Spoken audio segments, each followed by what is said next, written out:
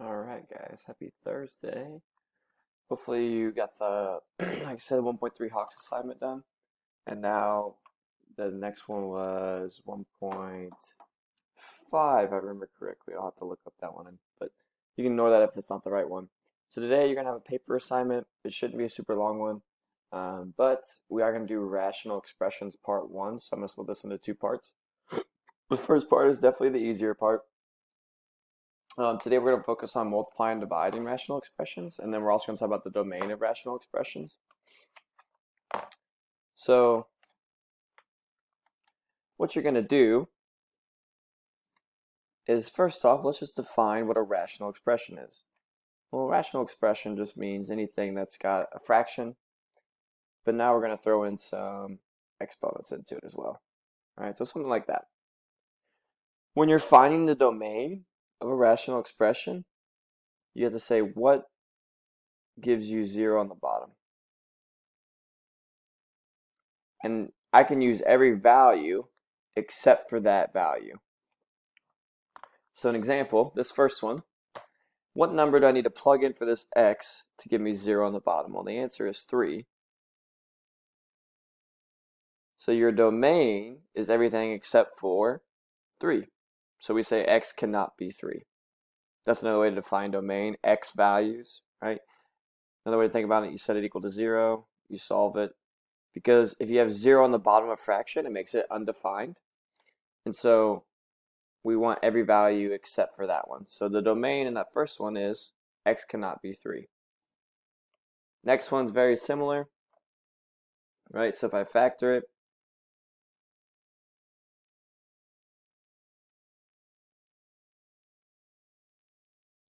I should say plus 10 there. So first off, you want to factor top and bottom when we talk about rational expressions. So I'm kind of getting ahead of myself here a little bit, but I want to talk about this. So now you got to think, what do I plug in for x that'll give me 0? So if I set both of those equal to 0 and solve them, well, x cannot be 2. And the other one, if I set it equal to 0 and solve it, x cannot be negative 2. So what we do, we know it can't be plus or minus 2. So a positive 2 or a negative 2. So that's my domain. However, just to show you what's coming up, notice x minus 2 is on top and bottom. So when we're doing rational expressions, I could cancel these. However, that positive 2 still needs to be part of your domain because I can't use that in the beginning. All right. So same way on like C, you would factor it.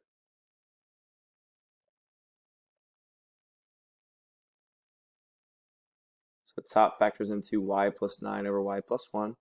The bottom, if you factor out a y, you would have y squared plus 7y minus 18. So you need to factor again.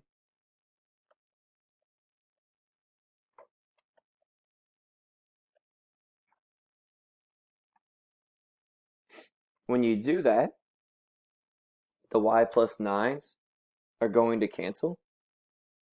However, I want to set each individual part equal to 0 to find my domain first. So the first one, if you just have a letter on the outside, it's going to be 0. So y cannot be 0.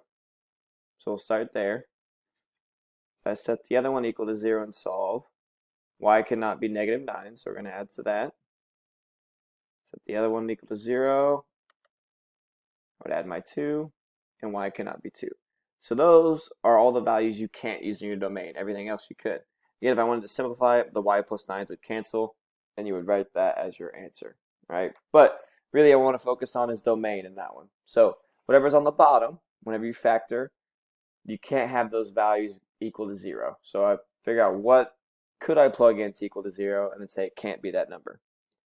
All right, so now, when we deal with rational expressions, we treat them similarly as rational numbers as fractions. Therefore, we need to be able to reduce such expressions to their lowest terms, aka simplify.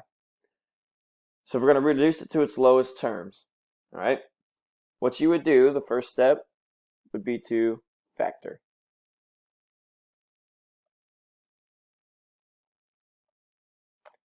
Second step, after you factor the top and bottom, would be to find domain. And your final step would be to simplify. So we'll make it pretty simple. So the top, you're going to have to use the AC method. So 5 times negative 21. This ends up being, I know the answer, so it's 3 negative 35. Right, so I'm going to rewrite the top.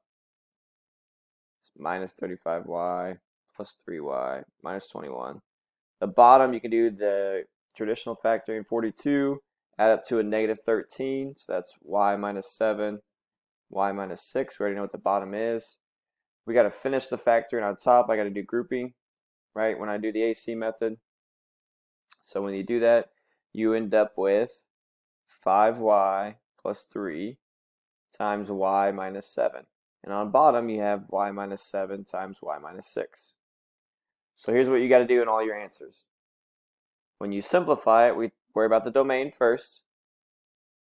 So x cannot be, or y cannot be, a positive 6 or 7 in this case. So that's part of my answer. Because if I plug in positive 7, I would get a 0. And if I plug in positive 6, I would get a 0. Now the other part would be to simplify. So this is the final step. So the answer that they're looking for, and this will show up on the Hawks whenever I assign it. It's obviously not this one. I'm looking for this and the domain. So these both are part of your answer because we simplified because y minus 7 is on top and bottom. So those are going to cancel out. And then I would say my final answer is 5y plus 3 over y minus 6. Y cannot be 6 and 7. The same way with B. B is a little bit easier. You don't have to do the AC method, but you would factor the top and the bottom. So the top factors into y plus 3, y minus 2, over the bottom's y minus 2 times y minus 2. So in this case, part of my answer, y would not be 2. I know both of them would be 2. I only have to write it once though. So y would not be 2, because if I do that, I would get 0 on the bottom, so that's my domain. And then I would cancel one of the y minus 2's. You can only cancel one of them because there's only one on top. And then I'd write y plus 3 over y minus 2 and say y cannot be this, and that would be part of my answer. Okay? This part right here is going to be separate in the Hawks whenever we get to it, but you'll figure that out pretty quickly. So that's how you simplify when they just give you an expression. Now, what we're going to do is we're going to multiply expressions. So the steps are fairly similar, except for this time we're going to factor. Okay? You don't really have to worry about the domain on this one. You should know how to do domain by now, but just in case you don't, it's a good practice on these. I don't think Hawks asked the question on the domain on these, but they want you to factor it, and then they want you to simplify. So when I multiply, the first fraction is already simplified. The second one, I can factor the top into this, and the bottom into this. So now you go through and you see, right, what's on top and bottom? Well, there's x minus 1, so those cancel. And there's an x minus 7, so those cancel. So your answer is x plus 1 over 3. If they did ask for the domain, I would say x cannot be, so look at this fraction, it can't be a positive 1, and it can't be a positive 7. The 3 has nothing attached to it, so you're good there. So that would also be part of the domain. I don't believe they ask you that though. All right. So B, I highly encourage you to pause it and try it. If you did it, the top factors into this. The bottom factors into this. Times the top of the second fraction factors into this. And the bottom one's going to factor into this. So now we just go through and we start canceling things. I see an x minus 3 on top and bottom.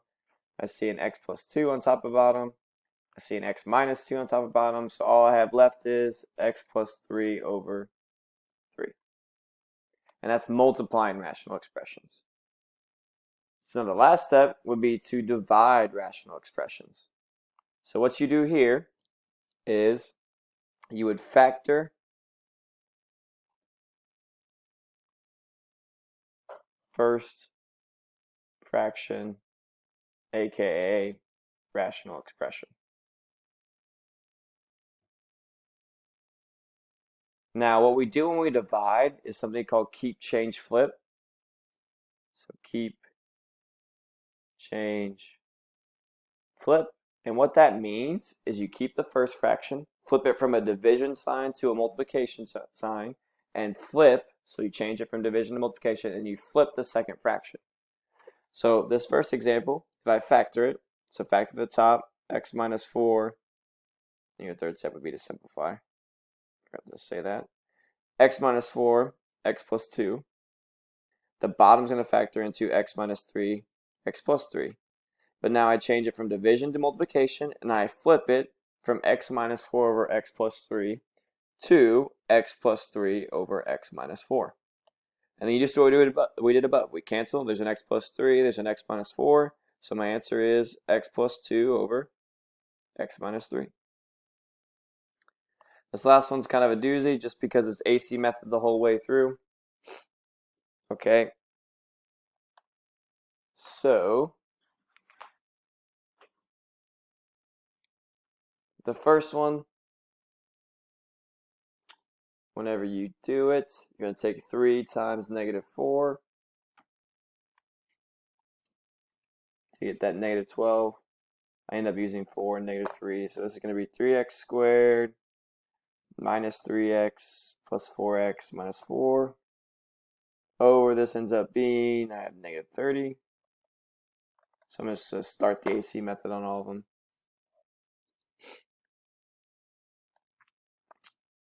So we're doing the bottom one on the first fraction. So I rewrite it, 2x squared, that's going to be 6 and negative 5. So plus 6x minus 5x minus 15 times,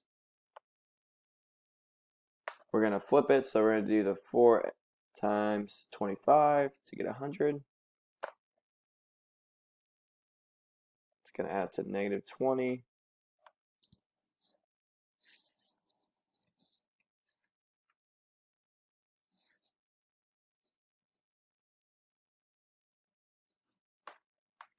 I believe it is, man, remember this one, 2x plus or minus 5.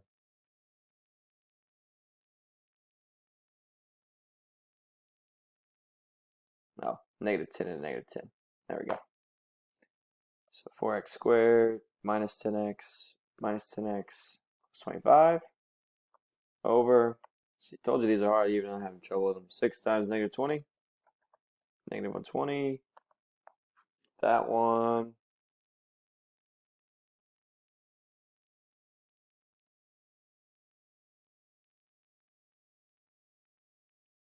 It's going to be negative 15 and 8.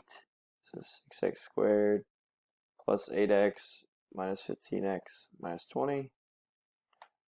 So now the next thing we're going to do is you would group.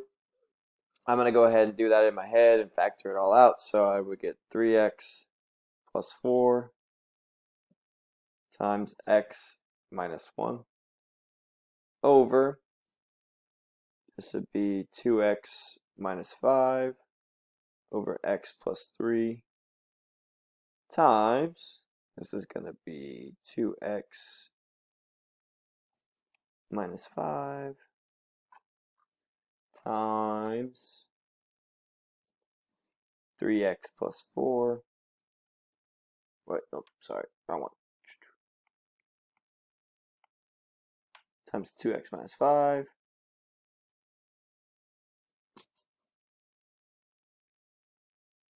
over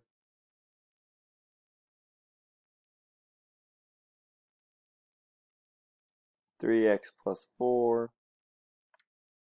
times